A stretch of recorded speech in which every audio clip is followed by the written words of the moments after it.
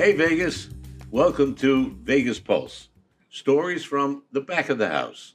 A little bit different. We're going to find out what's underneath the fingernails, as the Italians call it, when they're digging into somebody's life and history.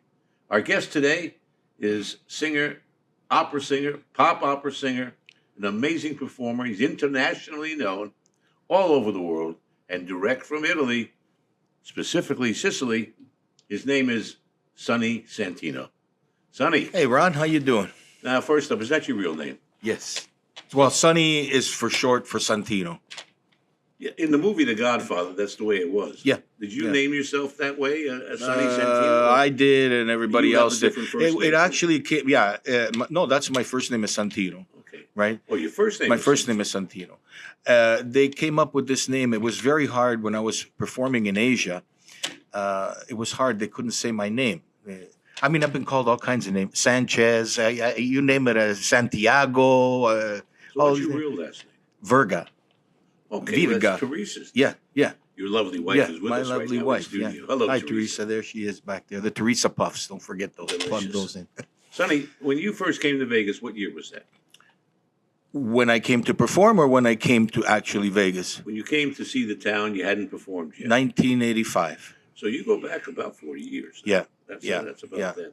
Yeah. Big difference between Vegas then and Vegas now. Oh, night and day. When you came from Italy, were you in Italy when you came to Vegas? the No, I first was time? in Canada. Explain that a little bit. You have three residents: Las Yeah. Vegas, Canada, and Sicily. And Sicily. So when my parents got married, my father was working in Paris at the time. So he went back in Sicily, he got married with my mom. I was manufactured, if you want to call it, made in Sicily. And then they moved back to Paris because he was working there. And so I was born in Paris. So in actuality, I really have even the Paris But citizenship. conceived in Sicily and born in Paris. Yes. Yes. Essentially, that's Yes. the case. Yeah. Yeah. Which is your And then they favorite moved to country? Canada. What's your favorite country out of all those? Out of all of them? Yeah. God bless the Yeah, USA. you can't beat it right now. No. Things are going on. Yeah. When you first came, did you try to find a gig? Were you out looking for a singing gig? And what kind of what did you encounter when you did that? No, when I came in 1985, I came with my wife and we came for a holiday. She was here before we got married. She came, so she knew about it. I didn't know about it yet. For me, for me, Las Vegas has always been something. How do you say? A dream. Because when I was a kid, I would watch the Dean Martin specials, and they'd start off with "Hi from the MGM," in Las Vegas. And to me, it was always my dream. I got to go to Vegas. I got to go to Vegas, and I want to play in Vegas because I was performing since I was a little kid. 11 years old was my first gig. So for me, when I did come the first time with my wife, it was like, oh my God, this is Vegas, and then we were still coming, but holiday, once, twice a year.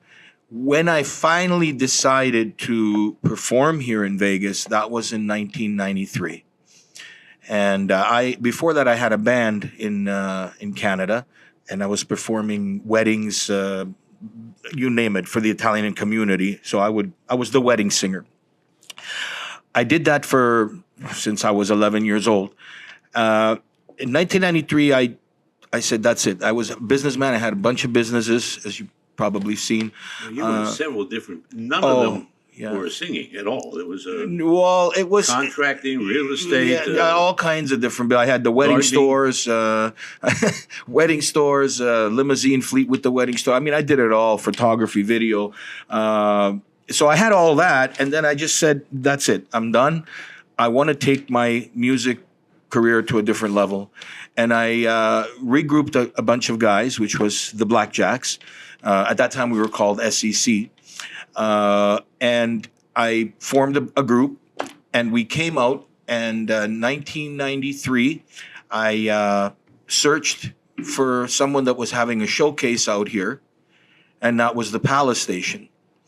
And so I called them up and told them, I said, we have a group, and when do you have your showcases? And he says, well, we do it every Monday night. When do you want to come? I said, well, I can be here in 2 weeks. He says, where are you coming from? I says, Canada. And he goes, Canada, my God. You want to come here? You know, we're not paying you. I said, yeah, I know that. What was the pay? What was the pay? There was no pay. It was free. It was free. We So came you're gonna get exposure that. Yeah, I just famous wanted. I word. wanted to come out and play, and we came out in a van, 7 guys, and we came out here just to see if somebody would find us. What kind of resistance did you face? Did they say, get back to Canada? We don't need you here. We've Never. got many Never. locals who aren't working. Never. I mean, actually, if you want to know, can I tell you the story? Sure. So when we got here, we had the one night that we had to perform at the Palace Station, and so they brought us up. We played 3-4 songs. We killed it, and that was it. We were staying What at the kind of music Continental. were you playing then? You weren't doing Then, opera. no, then we were playing rock. Yeah, we were they would have playing. run you out doing opera back in those days. They would have run you out playing rock in those days. All right. We were ahead of our time. Like if you go now downtown and you see all those bands, that's what we were doing. When we came here, we were the only ones that got away with it, to believe it or not, because everybody was doing the Motown and all that. We were doing the hard rock. We were doing Pink Floyd. We were doing this kind of stuff. So we killed it in there. And I get off stage and I'm thinking, this is it. We have to leave the next day. We were staying at the Continental Hotel. If you remember that one? Oh, yeah. Yeah. And so 7 guys in one room, just to tell you. That's how we had it. 777s now. That's what they call Yes, it. right. Yeah. And so I met this guy. He was the manager. God sent him. He was sitting at the bar, and I said, "How you doing?" And he told me who he was. And I said, "Do you think maybe you can do something for us?" He said, "Well, when are you leaving?" I said, "Tomorrow." He said, "I can't do nothing." He says, "You have to stay another week."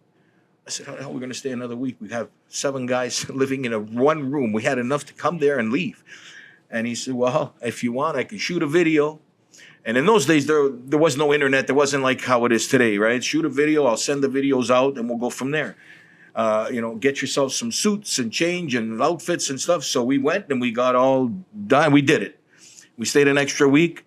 And after that, the magic happened. We waited 3 months. There was nothing coming in from him. And then finally, I got the call from him, and he says, "You want to do Hot August Nights in Reno?" In Reno. In Reno. And I had no idea what's that. He says, "It's a big festival. They bring the cars." And I said, "Yeah, let's do it." "How long?" He said, 2 weeks. I said, "Okay." So this was my very first time actually leaving my family, which was hard for me because I've never left my family for that long. If I went hunting, fishing. I was gone for a few days. So my wife was behind me. She said, "Okay, you go ahead." Thank God. And we went, 7 guys in a van, and we went all the way to Reno. And then we got blessed by opening up even for Blood, Sweat, and Tears, Chubby Checker. It was pretty Name cool. of the group was the Blackjacks. Then it was SEC. We changed SEC, over to Blackjacks. Blackjacks right after that. We'll be right back with more of Sonny Santino here on Vegas Pulse, stories from the back of the house. Be right back.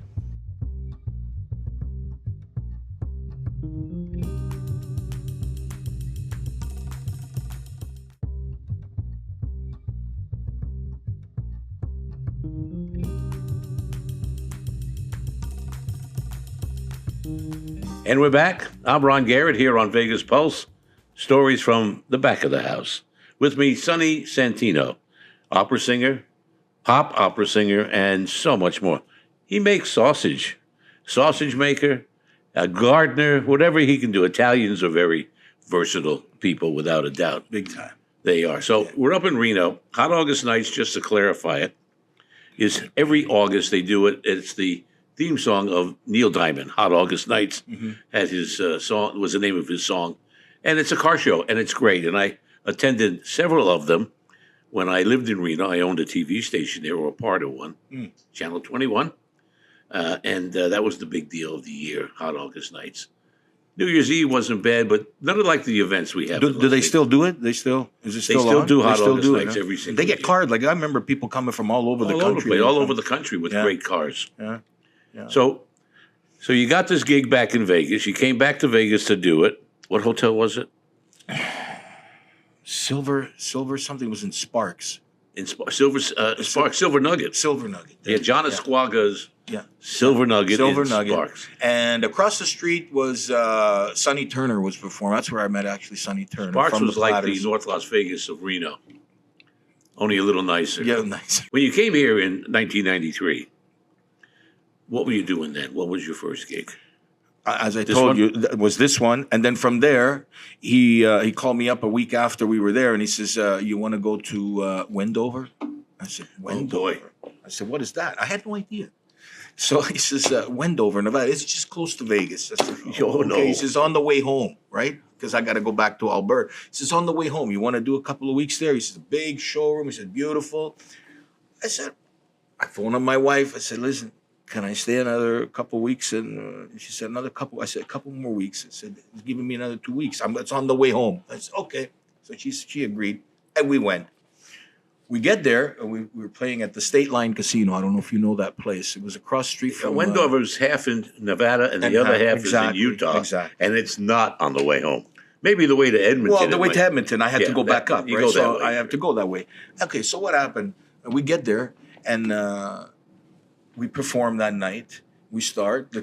It was all dark, with the lights and smoke and that. It was a beautiful showroom. It was holding like 500-600 people. It was a great showroom. We start at midnight. Okay. And so the curtains open, we play the song, and I can't see anything because of the lights and the smoke and everything. Well, after the first song, we don't hear no claps. I said, "What the hell is going on here?" All of a sudden, the smoke starts to dissipate, the lights come on, and there's nobody there. There's full tables, like tables all over the place, and there's one guy way at the back, which is the sound man, a security guard on in the door. Sound man, actually, Terry Stokes became a very good friend with me. He's the hypnotist now. Anyway, and a girl with a tray like this. I said, "What is this?" I said, so right on the mic. He said, "What is this?" He says, "Just place. They won't be here till about 3-4 in the morning." And that was the ones that were letting out from So the you asked for casinos. more smoke, I apparently. Yeah, right? more smoke. Need Oh, we more had it, but smoke. you know what? And so we did that for 2 weeks. And then, like you said, it's on the border of Utah and that. So on the weekends, they would busload the people coming in from Salt Lake City. So we had it packed house. It was fun. And then he phoned me again, and he goes, "You want to go to Casper, Wyoming? It's on the way home." I said, "Casper, Wyoming, what is that?" I didn't know any of these places, right? He says, "It's in Wyoming. You gotta go. You gotta go towards home." So we ended up doing that. Another 2 weeks. I phoned. Then he says, "You want to go to Denver?" Now, when I heard Denver, for me, that time I was watching Dynasty. You remember the show Denver Carrington? For me, it was a big thing. Wow, Denver. I gotta go. So I phoned my wife again. I said, he wants me to do another 2 weeks. And now we're up to what, 8 weeks or whatever. She says, "When are you coming home?" I said, "It's on the way home." It wasn't. It was all the way south. It's not on the way. No, yeah. it wasn't even close. But I did it. And that was the tour that started my career in the U.S. Then we kept it. From there, I went to Phoenix, Kansas City. I did a lot of things. You were at the Dennis Bono show when we met. I think it was almost 2 years ago. Yeah. 2 years. You were walking by, and I'm sitting with my lovely, beautiful wife, lady, Miss Tammy. Yeah. And I said, I watched everybody fussing with you. You were signing autographs after the show, and Sonny, Sonny, Sonny, and you already had a fan club. Yeah. I said to Tammy, "Who's this guy?" She says, "I don't know. He's kind of good looking." I said, "Yeah, looks like an Italian. Let me get him on the radio show." Can I say how it happened? Sure. How me and you we met? So I finished the show, and like you said, I was finished signing autographs, and I started walking. I said, "Let's go to get something to eat." And I'm walking by, and me and Teresa were walking, and all of a sudden I hear, "Hey!" I said, "Who the hell is hey?" I turn around, and there's this guy with his girlfriend or wife, and he's look. I said, She's and he both. looked, I said, "You talking to me?" He said, like De Niro, you talking to Talking to me. So he says, "Yeah, come here," and that was you. He said, "Come here."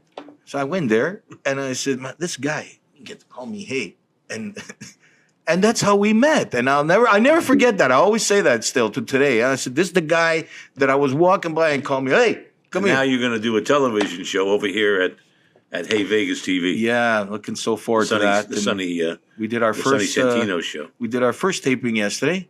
Yes. Yeah, and so I don't know how it went. You're the boss, so you know I want better to take a than break me. right now. Yeah. We're going to find out why you are so enamored with the movie The Godfather. I've been to your house, Yeah. and there's plenty of Godfather stuff all over the place.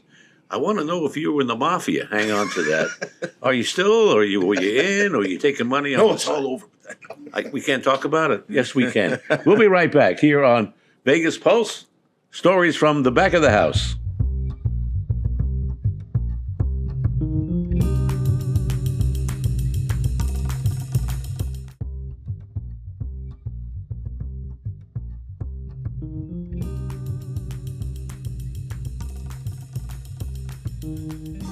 We're back on Vegas Pulse. I'm Ron Garrett, your host, along with my guest, Sonny Santino, direct from Sicily. Is the mafia still in Sicily, Sonny? It is to a point, but not how it used to be. It's more in the political side now. It's more higher. Why did it start in the first place? Do you know the story behind that? Of course. It started from the Bandite di Giuliano, and the bandits of Giuliano. Giuliano was in Sicily, and he was like almost like the Robin Hood. This is going back now in the 20s and 30s. He was like the Robin Hood, where he would take from the poor, or take from the rich and give it to the poor. And he was on the horses, and they were always after him, the police, and it started from this. From there, it went into where it became, in the 30s, 40s, 50s, into the Al Capone, and it branched out. It had all its tentacles around New York, Chicago, and that. But it was always controlled by Sicily. There's a big difference between the Sicilian mafia and the American mafia. Yeah. I understood it to be the American mafia was a lot more violent. Am I wrong? I don't know. I wasn't there to see it. No, the Sicilian one was pretty bad because when they killed Falcone, they killed Borsellino. These are big judges that they blew up the whole street to kill. Yeah, these are big things that they get. At your house, lots of Godfather memorabilia on the walls and by the sausage machine. Why the Godfather? Why are you so enamored with that? Since I was a kid, when the first one came out, I think 1972, right? Yeah, 70. See, I still know that one too.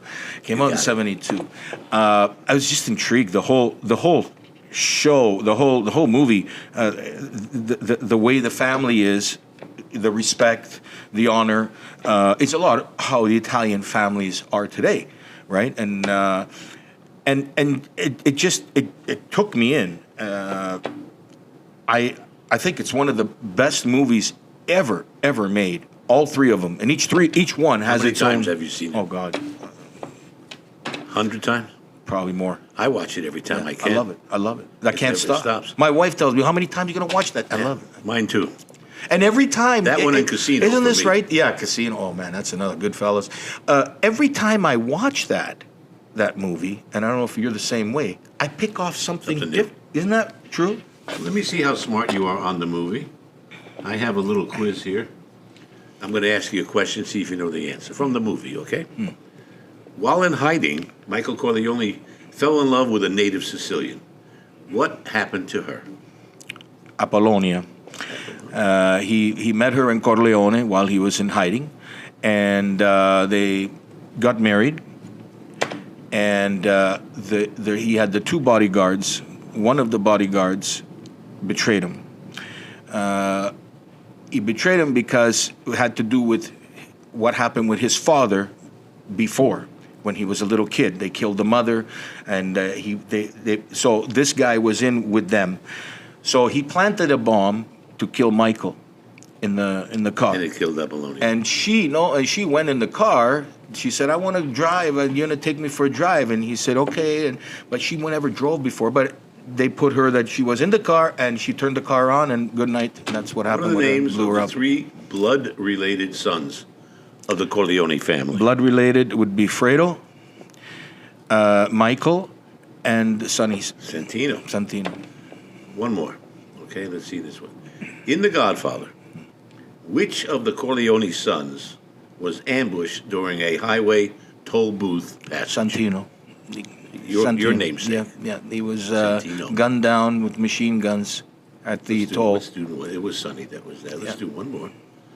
In the movie, Salazzo was also known as the Turk. What weapon was his expertise in? Oh, no, you don't know it? This is a good one. The Turk Salazzo. Was it the ice pick that he got him in the hand? Is that the right Your choices are machine gun, knife, rope, or handgun. Rope. It was a knife. Was it a knife? It was the ice pick, I thought it was. Yeah, it was close enough. Yeah. Close enough. We'll come back to that in a little bit. We're going to take another break and do the final wrap-up here on the Pulse Stories from the Back of the House. Great being with you.